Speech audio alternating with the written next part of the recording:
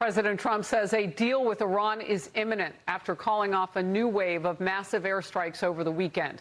He also says renewed talks with the radical Islamic regime are set to resume today. Iran is denying this, as you know they do.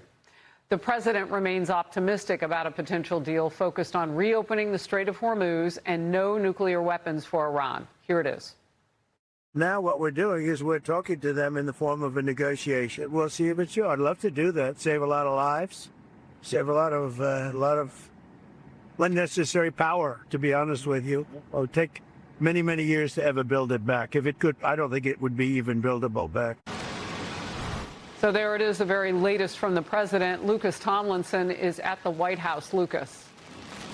Well, good morning, Harris. This is at least the fifth time since April that President Trump has turned off the launch of major airstrikes on Iran. But that could only be temporary after President Trump just a few seconds ago took to Truth Social to post that he's calling Iran duplicitous, saying after the Iranians said that they would only be dealing with Oman, not the United States. So it looks like talks are off right now. And President Trump saying in part, nothing gets through to Iran unless we wanted to. And nothing will get through unless a deal or total surrender is accomplished. So that means airstrikes could be on the menu, in fact, as soon as this evening, perhaps. We'll have to ask the president. We talked to him at 1:30. Some Republicans, Harris, are dubious about any talks with the Iranian regime. He had the guts to finally say, after we had presidents that sat there and appeased Iran, he finally said, you're not going to have a nuclear weapon. You're not going to continue to kill Americans. So he had the guts to do it. So I know he's given diplomacy a chance. Do I believe it's going to work? Probably not. As the president returned to the White House last night, another ship was attacked in the Strait of Hormuz. Trump and Gulf allies want to see the Strait of Hormuz reopened, where traffic has remained slow. Each day, only 3 to 5 million barrels of oil were making it through. Before the conflict began, Harris, 5 months ago, 20 million barrels of oil made it through each day. Now, many countries in the region are now looking at alternative methods to get oil to market to avoid the strait. Here's the president on what the Saudis and other Gulf allies told him yesterday. And the reason they asked is I think there's a deal. There's a deal on Hormuz, and then there will be a deal on the nuclear, or you might call it the denuclearization of Iran.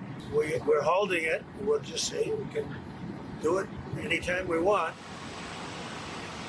Last week, Ukrainian President Volodymyr Zelensky told our colleague Brett Baer Russia is enjoying seeing this prolonged conflict now stretching over 5 months now, because that means the U.S. is focused more on the Middle East, sending more weapons and forces there. It means Ukraine is getting less help. Harris? Yeah, but they're doing test votes, as we saw last week, on the Russia sanctions deal. So obviously the White House can do more than one thing at a time. Look, I want to follow up. We had, even in your story there, word from the president that a deal, was imminent, so on and so forth. And moments ago, you caught on Truth Social. We're all sitting on Truth Social right now because we know that this is moving. Right. Talk to me about a reset. And I know we're in kind of a pause again, but the president is anxious to at least communicate with us in real time. So we're appreciative of that. But does it do a reset every time they go back? You got Pakistan, Qatar, Saudi Arabia, Oman, so many hands in this pie, such that every time you resume, is Iran getting a better deal? Well, the list of mediators does appear to grow, as you just point out, Harris. First, it was Pakistan mediating efforts, then the Qataris. Then over the weekend, we heard a lot about Saudi Arabia. President Trump saying he spoke to Saudi Crown Prince Mohammed bin Salman. But what President Trump just posted on Truth Social, we'll have to follow up on this at 1:30 in the Oval Office, is it appears that the talks are off after Iran said they're not interested in any kind of talks with the United States or diplomats. They only want to deal with the Omanis. And that's why President Trump said either a deal or total surrender. It's worth looking at that one more time, Harris. Perhaps the control room could put that on the screen again. President Trump is using language like total surrender once again. So it does appear that talks are off. Yeah, nothing gets through to Iran unless we want to. He's referring to the naval blockade there. Nothing will get through unless a deal or total surrender is accomplished. So it does appear that airstrikes are back on the menu, back on the table, Harris. All right, but we don't know when, and the president there communicating in real time what's happening. Oman is definitely on the list I read, just not solely on that list. So that's interesting. It feels like the ball is moving. The president's keeping us posted, and so are you, Lucas. Thank you very much. In focus with me now, Matthew Whiz Buckley, retired Navy Top Gun fighter pilot and founder of the Sacred Warrior Fellowship. Great to have you. So, again, talks are off, which is in the last couple of minutes there. What does this tell you about what's going on? Because normally, you know, you're at, what, 45,000 feet, maybe even higher than that in a jet, and all these things are getting worked out on the ground. But you're watching it on ground level with the rest of us now. What does your experience tell you? Well, Harris, you all just used the word reset. The only people that are resetting are the Iranians and the Iranian forces. Last week, it was reported widely that China was allegedly delivering 400 man pads, right? Portable air defense system. It sounds like, according to some of my sources, Harris, that back in April, remember the Easter rescue of the F-15E Strike Eagle crew was potentially shot down by a man-pad provided by China.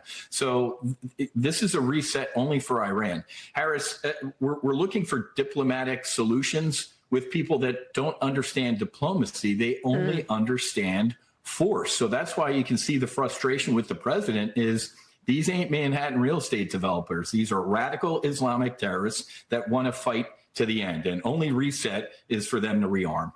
Talk to me about what we know about Oman. Like, why would they choose Oman over any? And I get why they don't choose Saudi Arabia, but why that particular country? Well, Harris, I sailed through the Strait of Hormuz a bunch of times on a couple aircraft carriers, and Oman's on the left side, right? If they want to do some sort of, Garden State Parkway or Sopranos, it's going to be the Iranian on the right and Oman on the left. So they're going to try and join forces there. But the president has said repeatedly that's simply not going to happen. We're not going to allow that either. That is so fascinating. You're talking geographically. Yeah, and then they control it. Correct. That makes sense. Yeah. And then both those countries can charge whatever they want, which is why President Trump is saying no to this. Your last quick thought. Yeah, that's exactly right, Harris. So Oman, it's like many of the regions or countries in the region, they kind of smile and tell us one thing, and behind our backs, they're doing something else. So we got to keep an eye on the Omanis. All right, and you're keeping an eye on all of it. We appreciate you, Wiz. Thank you. Yes, ma'am. We'll see you. Be sure to like and subscribe for all the Fox News latest on YouTube and catch full shows streaming now on Fox One.